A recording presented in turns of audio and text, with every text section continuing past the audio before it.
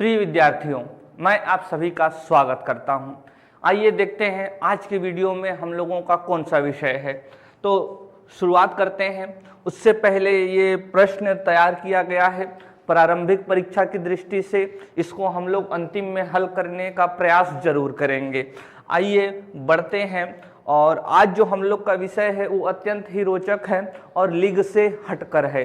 तो आइए देखते हैं विषय को हम लोग। और आप यहाँ देख रहे हैं कि ठोस यूरिया की तरह प्रभावी है नैनो यूरिया लिक्विड। तो आज जो हम लोग का विषय है वह है नैनो यूरिया लिक्विड। और यह जो विषय है आप यहाँ पर देख रहे होंगे, एक किसान भाई हैं, तो यह किसान भाइयों से जुड़ा हुआ विषय है जो हमारी परीक्षा की दृष्टि से अत्यंत ही महत्वपूर्ण है। गौरतलब है कि छत्तीसगढ़ की 3/4 जो आबादी है वो ग्रामीण क्षेत्रों में निवास करती है और ग्रामीण क्षेत्रों की अधिकांश आर्थिक गतिविधियां कृषि क्षेत्र से संबंधित होती हैं। इसीलिए कृषि क्षेत्र से जुड़ा कोई भी निर्णय, कृषि क्षेत्र से जुड़ा कोई भी नवाचार हमारी परीक्षा की दृष्टि से अत्यंत ही महत्वपूर्ण हो जाता है। तो आज के इस वीडियो में हम लोग नैनो यूरिया को समझने का प्रयास करेंगे और समझेंगे कि यह किस तरीके से पारंपरिक यूरिया से अलग है। तो आइए चलते हैं अगले स्लाइड्स की ओर। और हम लोगों को यहाँ पर अगर इस विषय का महत्व समझना है तो ये जो कृषि संचालक हैं अय्याज तंबोली महोदय, तो अय्याज तंबोली महोदय द्वारा कही गई एक बात पर हमें विचार करना होगा। अगर हम लोग इस वाक्य को पढ़ते हैं तो हम लोगों को नैनो यूरिया से संबंधित कुछ तथ्य हाथ लगेंगे और हमें ये भी बताएगा कि यह कितना महत्वपूर्ण है। तो पढ़ते हैं, आइए। संचालनालय कृषि छत्तीसगढ़ द्वारा नैनो यूरिया की प्रभावकारिता को ठोस यूरिया के समान ही बताई गई है तथा कहा गया है कि इसकी एक बोतल पारंपरिक यूरिया की बोरी को प्रतिस्थापित करने की क्षमता रखती है। साथियों, यहाँ दो बातें कही गई हैं।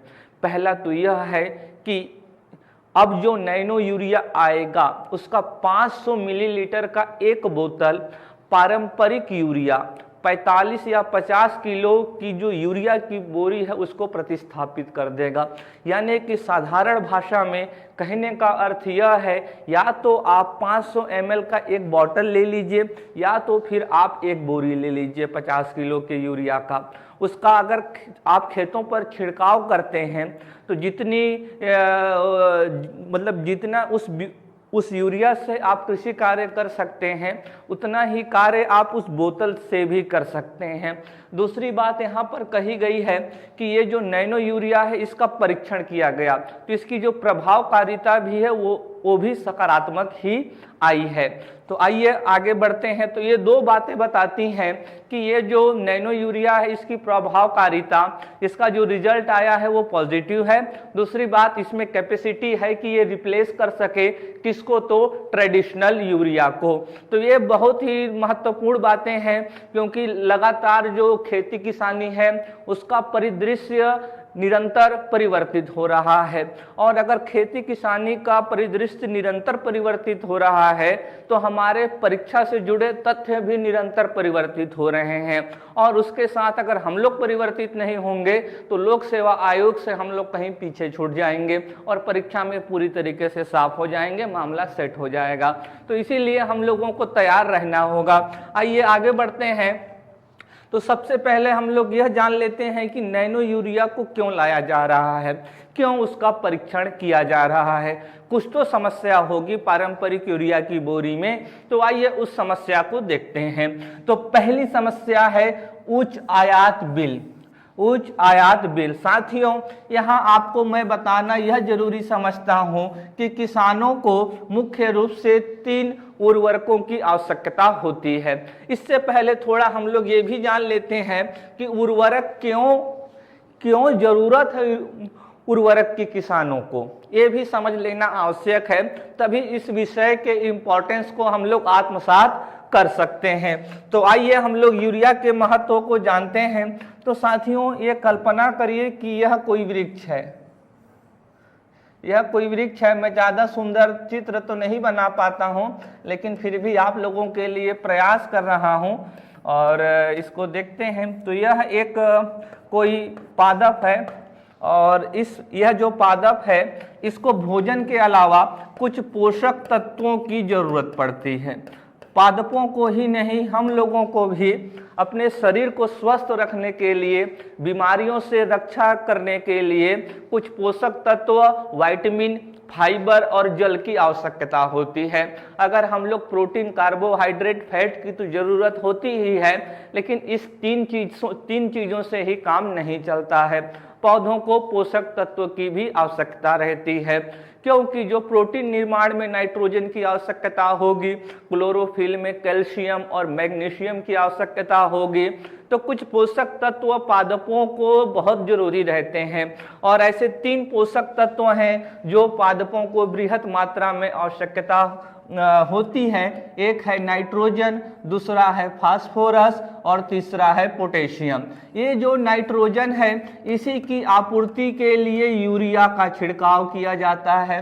फास्फोरस की आपूर्ति के लिए साथियों यहाँ पर DAP, और DAP का मतलब है डाई अमोनियम फॉस्फेट, और यहाँ पर K का मतलब है पोटेशियम, और यहाँ पर MOP का छिड़काव किया जाता है, म्यूरेट ऑफ पोटास का। तो ये 3 मुख्य उर्वरक हैं जो किसानों को आवश्यक होते हैं खेती किसानी के दौरान। और अगर इन तीनों में भी जो सबसे महत्वपूर्ण पोषक तत्व की पहचान की जाए तो वह है यूरिया। तो किसानों को यूरिया की बृहत मात्रा में जरूरत होती है। तो साथियों आप ध्यान रखेंगे उर्वरकों की आवश्यकता क्यों होती है किसानों को, ताकि वो अपने फसल को आवश्यक पोषक पदार्थों की आपूर्ति उचित मात्रा में कर सकें। हमारे पास कुछ तथ्य और होते हैं, जैसे कि ये तो आप जान गए, जो उर्वरक होते हैं वो पोषक तत्व की आपूर्ति के लिए होते हैं। इसके अलावा कीटनाशक होते हैं जो कीटों का अंत करते हैं, कुछ होते हैं शाकनाशी जो खरपतवार का नाश करते हैं। तो यहाँ बात हो रही है आज उर्वरक की, तो यह बात आप ध्यान में रखेंगे। और जो हमारा देश है, ये जो यूरिया है, हमारे देश में जितना भी यूरिया उत्पादित होता है वो यहाँ के मांग के अनुरूप नहीं है। परिणाम क्या होता है कि हम लोग 25% यूरिया विदेशों से आयात करते हैं। यह आंकड़ा DAP में जाते जाते बहुत ज़्यादा हो जाता है। लगभग 90% DAP हम लोग बाहर से आयात करते हैं और पोटास तो 100% आयात करते हैं। पोटास का हमारे देश में प्रोडक्शन ही नहीं है। इस तरीके से देख रहे हैं कि जो अधिकांश जो उर्वरक है वह विदेशों से आयात किए जा रहे हैं, और विदेशों से आयात करने के कारण साथियों ये आयात बिल बढ़ता है। और जब आयात करेंगे तो क्या होगा, हमारा जो विदेशी मुद्रा भंडार है वो लगातार कम होता जाता है। तो इसमें जो पारंपरिक यूरिया की बोरी है उसमें जो पहली समस्या है कि बढ़ता आयात बिल, इसमें जो दूसरी समस्या है वह है सरकारी खजाने में बोझ। साथियों ये जो उर्वरक है, जैसे अभी आपने सीखा कि यूरिया हो गया, पोटास हो गया और डाई अमोनियम फॉस्फेट हो गया, ये बाहर से हमारे देश में आयात किए जाते हैं। तो जब ये बाहर से हमारे देश में आयात किए जाते हैं तो जाहिर सी बात है ये महंगी होगी, क्योंकि ये बाहर से आ रही है। अंतर्राष्ट्रीय कीमत उर्वरकों की बहुत ज़्यादा रहती है। वर्तमान में तो काफ़ी इसकी कीमत बहुत ही ज़्यादा है। रूस यूक्रेन युद्ध के कारण, कोरोना वायरस महामारी के कारण इसकी कीमत बहुत ज़्यादा अंतर्राष्ट्रीय बाजार में बढ़ गई है। अभी सरकार अगर इन उर्वरकों को किसानों को उचित कीमत पर आपूर्ति करना चाहती है तो सरकार को इसमें सब्सिडी देना पड़ता है, और उर्वरकों पर प्रदान करने वाली सब्सिडी की जो मात्रा है धनराशि में वो बहुत ही ज़्यादा है। तो अगर हम लोग इस पारंपरिक यूरिया से हटकर कुछ इसका विकल्प खोजते हैं तो सरकारी जो बिल है, जो सरकारी खजाने हैं, उस पर भी बोझ कम होगा। क्यों? क्योंकि सरकार को इस नैनो यूरिया में सब्सिडी देने की आवश्यकता नहीं है। सरकार पारंपरिक उर्वरकों में भारी मात्रा में सब्सिडी देती है, क्योंकि जो हमारे किसान भाई हैं वह निम्न आय वर्ग से संबंधित रहते हैं। अगर उनकी सहायता सरकार नहीं करेगी तो वे अपने फसलों के लिए उर्वरकों की छिड़काव नहीं कर पाएंगे। इसीलिए सरकार पारंपरिक उर्वरकों में भारी मात्रा में सब्सिडी प्रदान करती है। तो अगर हम लोग रिप्लेस करेंगे यूरिया को, तो जो सरकार वो सब्सिडी देती है, सरकार से वह बोझ हल्का हो जाएगा। तो दूसरा समस्या को भी आपने समझा। तीसरा समस्या है मृदा प्रदूषण। जी हाँ, जब हम लोग यूरिया का छिड़काव करते हैं तो किसान भाई उस यूरिया का छिड़काव मैनुअल तरीके से करते हैं, और मैनुअल तरीके से करने से परिणाम यह होता है कि कभी कभी वह ज़्यादा डल जाता है, और ज़्यादा डलने पर क्या होता है कि वह फिर वहाँ के मृदा को और वहाँ के जल को प्रदूषित करता है। और साथियों, जो यूरिया की एक बोरी होती है वह मानिए 50 किलो का है, तो उस 50 किलो में से मात्र 20 किलो उसमें नाइट्रोजन होता है, बाकी जो शेष हिस्सा है वह अन्य रसायन होते हैं। तो जो अन्य रसायन होते हैं मिट्टी को काफ़ी ज़्यादा मात्रा में हानि पहुँचाते हैं। तो इस पारंपरिक यूरिया से हटकर हम लोग जब नैनो यूरिया में आएंगे तो वहाँ मृदा प्रदूषण में भी कमी आएगा, खाद्य विषाक्तता में भी कमी आएगी। जो हमारे अभी वो जो अन्य रसायन है जो नाइट्रोजन के साथ में है वह पौधों में प्रवेश कर जाते हैं और पौधे को भी संदूषित कर देते हैं, और वह जो कृषि उत्पाद है वह हमारे शरीर को नकारात्मक रूप से प्रभावित करने लगता है। तो खाद्य विषाक्तता में भी कमी आएगी। और आदान लागत का मतलब है साथियों यहाँ पर इनपुट कॉस्ट। तो किसानों का जो इनपुट कॉस्ट है वो भी कम होगा। इनपुट कॉस्ट इसलिए कम होगा साथियों क्योंकि यह जो नैनो यूरिया है ये अधिक दक्ष है और इसको आसानी से एक स्थान से दूसरे स्थान तक ले जाया जा सकता है। तो इस तरीके से यहाँ पर आप देखेंगे तो अब किसानों को कम यूरिया की आवश्यकता हो रही है, तो उनका जो इनपुट कॉस्ट है, उनकी जो लागत है वह क्या होगी, कम होगी। तो इन कारणों से सरकार चाहती है कि जो पारंपरिक यूरिया है उसका प्रतिस्थापन हो जाए, किससे, तो नैनो यूरिया से। आइए आगे बढ़ते हैं और नैनो यूरिया के बारे में जानने का प्रयास करते हैं। तो आप यहाँ देखेंगे कि जैसा अयाज तंबोली महोदय जी ने कहा था कि यूरिया की एक बोरी या फिर यह नैनो यूरिया का 500 ml का बॉटल दोनों बराबर होंगे। आइए देखते हैं, दोनों का तुलनात्मक अध्ययन करते हैं। तो यह यूरिया की बोरी है जो 46 kg या फिर 50 kg के उसमें आता है। ये आप देख रहे हैं यह नैनो यूरिया है और यह नैनो यूरिया का जो बोतल है वह 500 ml का है। पहले मैं इस नैनो यूरिया का कंपोजिशन आपको बता देता हूँ ताकि आप इसको आसानी से समझ पाएँ। तो ये आप देख रहे होंगे,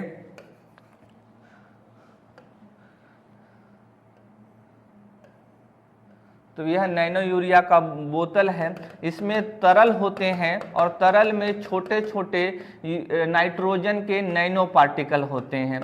नैनो का मतलब ये देख रहे होंगे आप, इसको दूसरे रंग से दिखाएंगे तो ज़्यादा बेहतर होगा।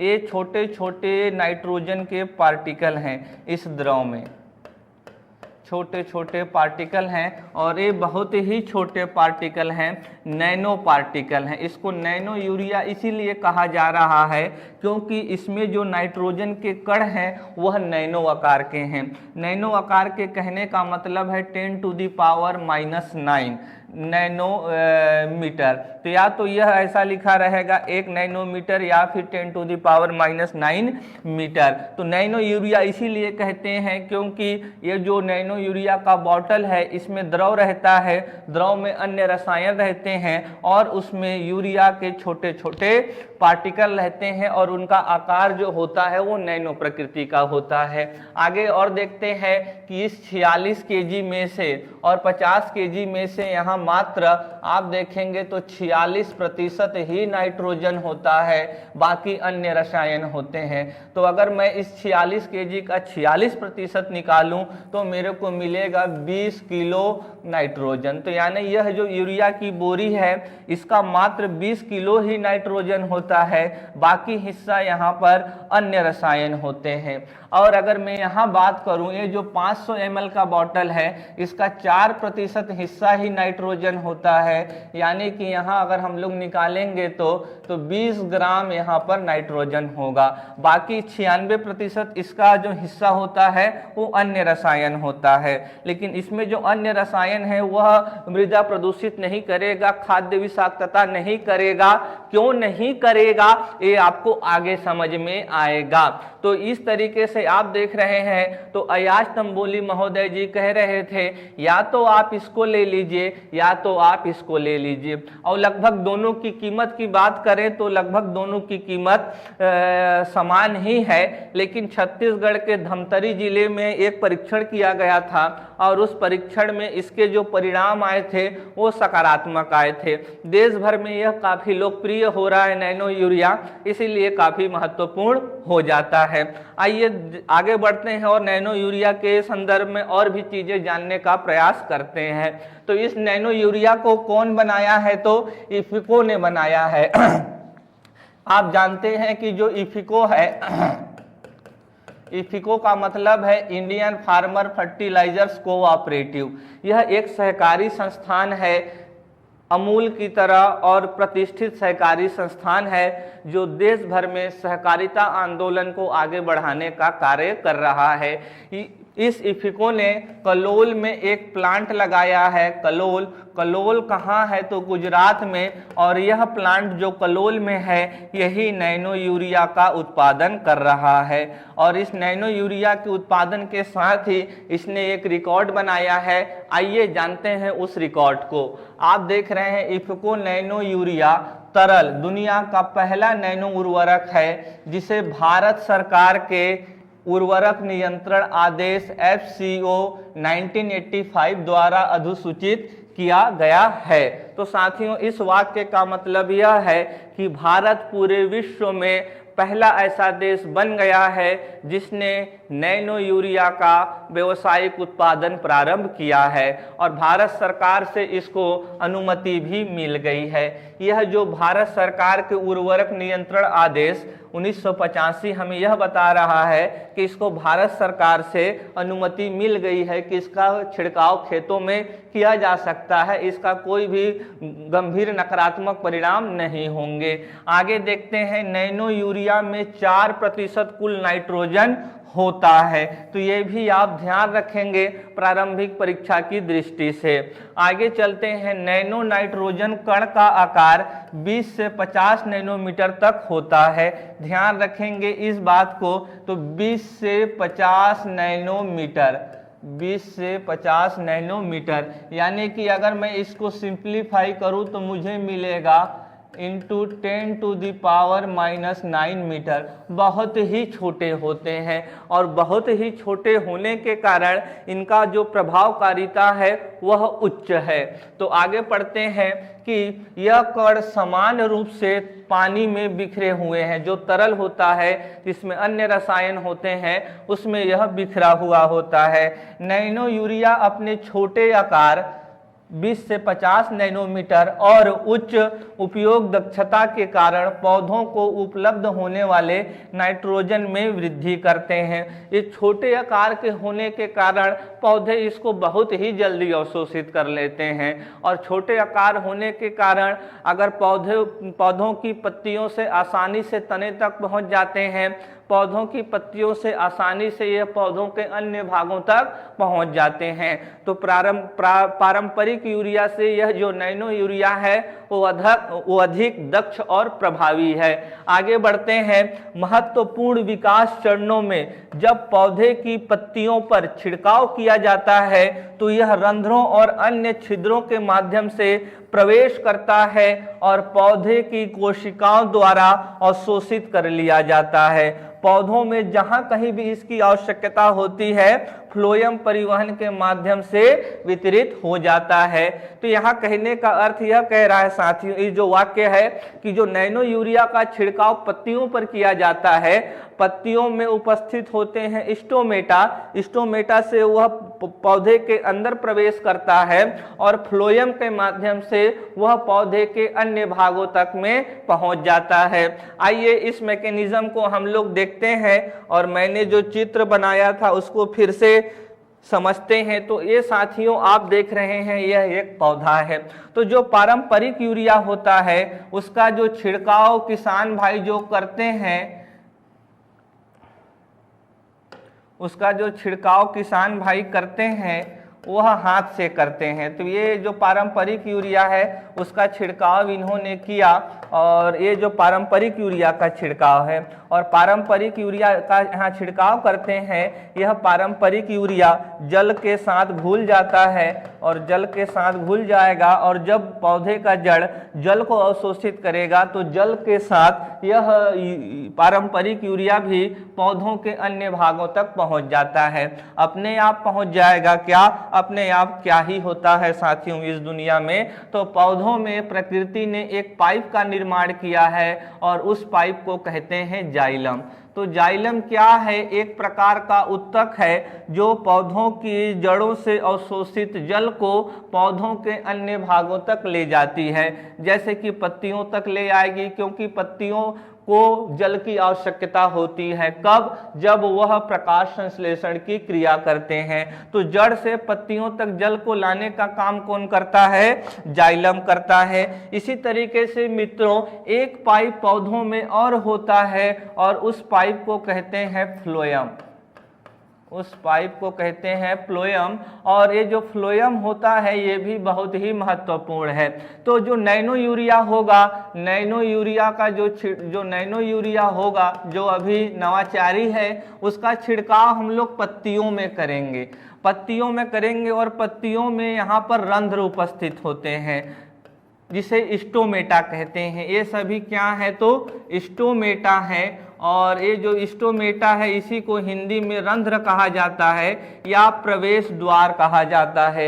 इसी स्टोमेटा से CO2 H2O यानी कि अगर जो गैस है अगर उनका आना जाना पौधों के साथ होता है तो वह स्टोमेटा के जरिए होता है।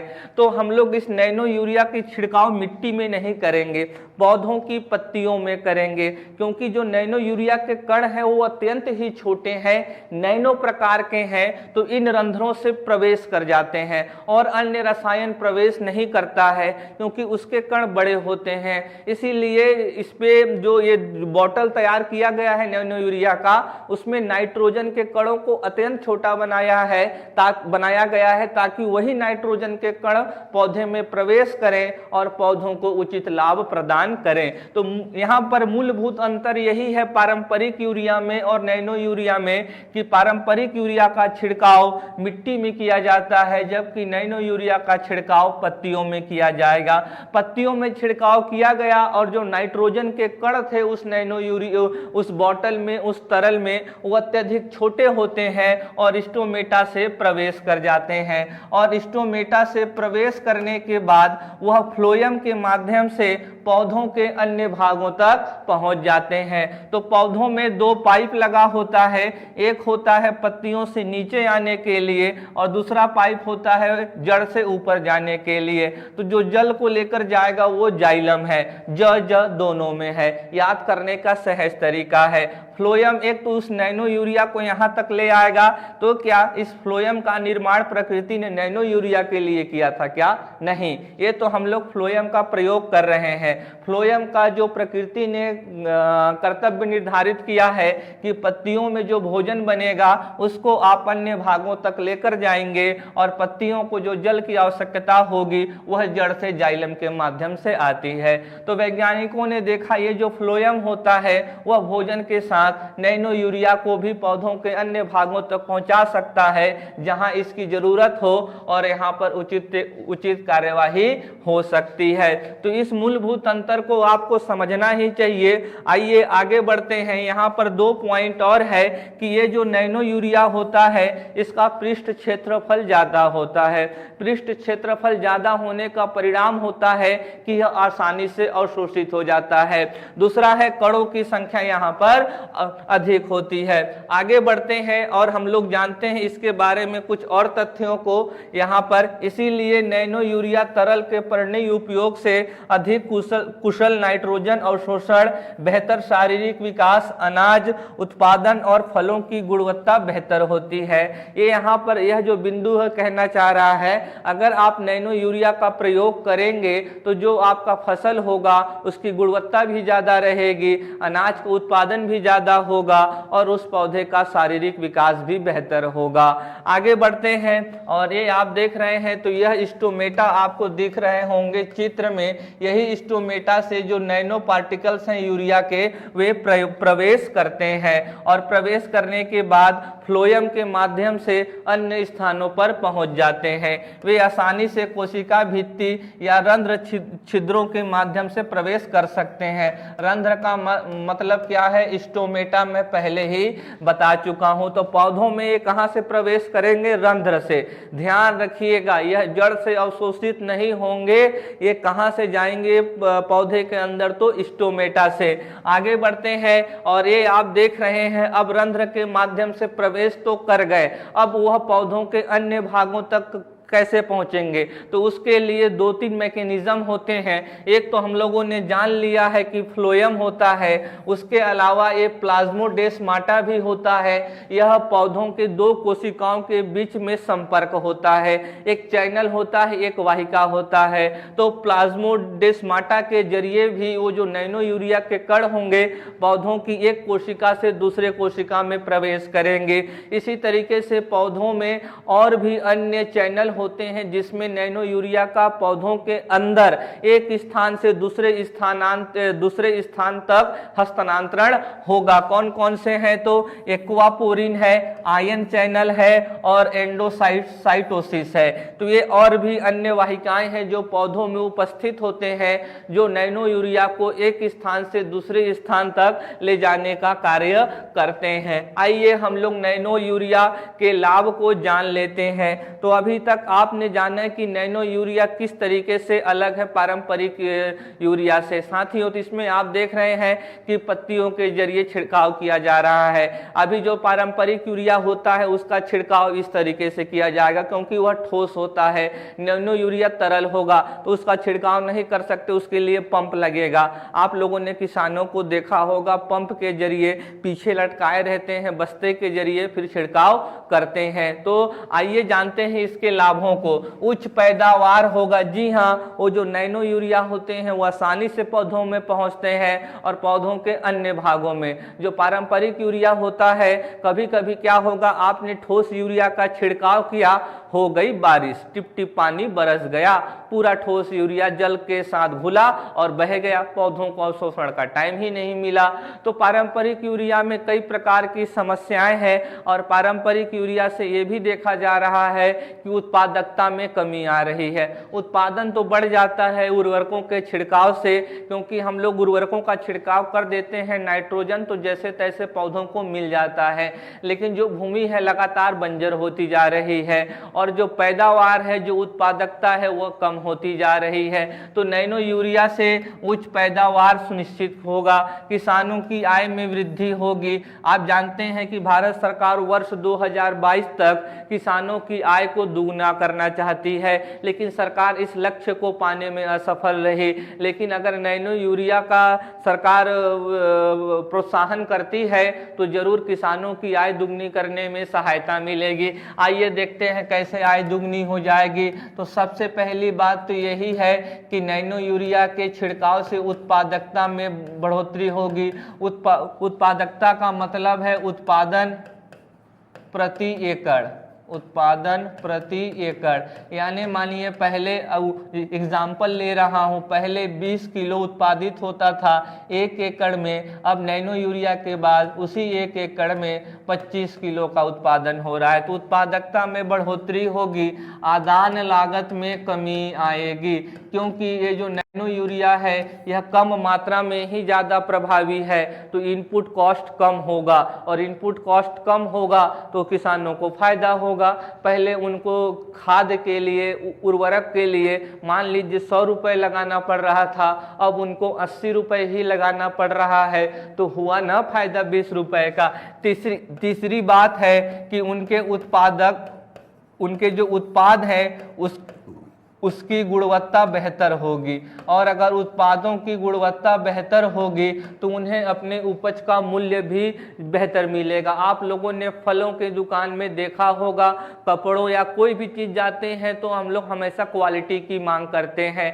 फल के दुकान में जाएंगे तो वहाँ सेब 2 प्रकार के होते हैं, एक क्या तो एक खराब वाला जिसकी गुणवत्ता कम होती है, और एक वह जो फ्रेश दिखाई देता है, स्वस्थ दिखाई देता है। तो महंगी कौन सी रहती है? जो फ्रेश और स्वस्थ होता है। तो उस फ्रेश और स्वस्थ वाले की कीमत ज़्यादा मिलती है। तो किसानों को भी यहाँ अगर उनके उपज की गुणवत्ता ज़्यादा रहेगी तो उन्हें कीमत यहाँ पर ज़्यादा मिलेगी और उनकी आय दुगनी होगी। ये भी तथ्य आप अपने मस्तिष्क में जरूर बसाकर रखेंगे। साथियों, आप जब फल लेने जाते हैं तो कई लोग बहुत ही आश्चर्यजनक प्रकृति के होते हैं। फलों की दुकान में अंगूरों को उठाकर खा लेते हैं 1-2 टेस्ट करने के बहाने, लेकिन नहीं खाना चाहिए, क्योंकि उस अंगूर में धूल कण के एक आवरण चढ़ा रहता है जो हम लोगों को सामान्य आंखों से दिखाई नहीं पड़ता। उसको देखने के लिए दिव्य दृष्टि प्राप्त करनी पड़ती है, और दिव्य दृष्टि प्राप्त करने के लिए अध्ययन करना पड़ता है। आगे चलते हैं कि भोजन की बेहतर गुणवत्ता होगा। जी हाँ, वो जो खाद्य विषाक्तता है इसके जरिए कम होगा, क्योंकि नैनो यूरिया के कण ही प्रवेश करते हैं, वह तरल प्रवेश नहीं कर पाता है स्टोमेटा में। तो ये भी आप ध्यान में रखेंगे। रासायनिक उर्वरक उपयोग में कमी आएगा। जी हाँ, ये उपयोग में कमी आएगा, और इससे उपयोग में कमी तो आना ही आना है। पर्यावरण हितैषी है, इससे मृदा प्रदूषण नहीं होगा, क्योंकि यह पत्तियों में छिड़काव किया जा रहा है। जो ठोस यूरिया है उसका छिड़काव तो भूमि पर किया जाता था, और भूमि पर किया जाता था। कभी कभी अगर तुरंत यूरिया का छिड़काव किया गया है, अब प्रकृति है, प्रकृति में कोई चीज़ निश्चित नहीं होती है, और निश्चित होती है तो उसको हम लोग जान नहीं पाते हैं। यूरिया का छिड़काव किया गया, टिप टिप पानी बरस गया, वह यूरिया बहकर चला गया रेड नदी में, रेड नदी चला गया सोन नदी में, सोन नदी से चला गया गंगा नदी में, आ गई डॉल्फिन संकट में, क्योंकि वहाँ ऐसे रसायन पहुँच चुके हैं जिसको अगर डॉल्फिन सेवन कर लेगी तो उसकी मृत्यु हो जाती है। तो इससे जल प्रदूषण, मृदा प्रदूषण, अनेक प्रकार के समस्या उत्पन्न होता रहता है। भंडारण और परिवहन करने में आसानी होगी। जी हाँ, वह एक बोरी है, आपने देखा था अभी। आइए चलते हैं उस वाले स्लाइड पर, तो ज़्यादा बेहतर तरीके से समझ में आएगा। अभी किसानों को 10 से 12 बोरी की ज़रूरत पड़ती है यूरिया की, तो इसके लिए उन लोगों को ट्रैक्टर करना पड़ता है, और घर में एक प्रॉपर स्टोरेज भी चाहिए। बाहर रख दोगे, टिप टिप पानी बरसेगा, पूरा पिघल जाएगा, कहाँ से छिड़कोगे? तो एक स्टोरेज की ज़रूरत पड़ती है, और परिवहन के लिए ट्रैक्टर का, और यह लागत को और बढ़ा देती है। इस बोतल में क्या है? यही तो नैनो यूरिया है। इस बोतल में क्या है? फंसा लिए कहीं भी एक बोतल फंसा के आप कभी भी ला सकते हैं। आपको कोई परिवहन लागत की ज़रूरत नहीं पड़ती, घर के किसी खिड़की में ही रख सकते हैं। अरे 2 बोतल भी ले आएंगे फंसा के, क्या ही फर्क पड़ रहा है। इस नैनो यूरिया के साथ आप बाजार भी कर सकते हैं, इसके साथ कहाँ कर सकते हैं। तो यह परिवहन में भी आसानी होगी। आइए इससे जुड़े प्रश्न को हम लोग हल कर लेते हैं। इतना कुछ समझ लेने के पश्चात नैनो यूरिया के लिए गलत विकल्प का चुनाव कीजिए। यह ठोस रूप में उपलब्ध होगा जिसमें यूरिया के नैनो कण पाए जाएंगे। गलत, यह ठोस रूप में नहीं होगा, यह तरल रूप में होगा। तो पहला वाला तो फॉल्स है। यह तरल रूप में उपलब्ध होगा जिसमें यूरिया के नैनो कण पाए जाएंगे, तो यह तो ट्रू है। तरल रूप भी है और नैनो कण भी है। इसके प्रयोग से आदान लागत कम होने से किसानों की आय में बढ़ोतरी होगी, ये भी सही है। इससे खाद्य विषाक्तता कम होने से लोगों के स्वास्थ्य में सुधार होगा, ये भी सही है। और हमसे पूछ रहा है गलत विकल्प का चुनाव करना है, तो यानी कि विकल्प 1 सही होगा, क्योंकि वही वाला फॉल्स है। साथियों, यह वीडियो अगर आपको पसंद आया होगा तो इस वीडियो को आप जरूर शेयर कीजिए, और अपने विषय भी मुझे आप कमेंट के माध्यम से सुझा सकते हैं। तो आज के लिए बस इतना ही, धन्यवाद।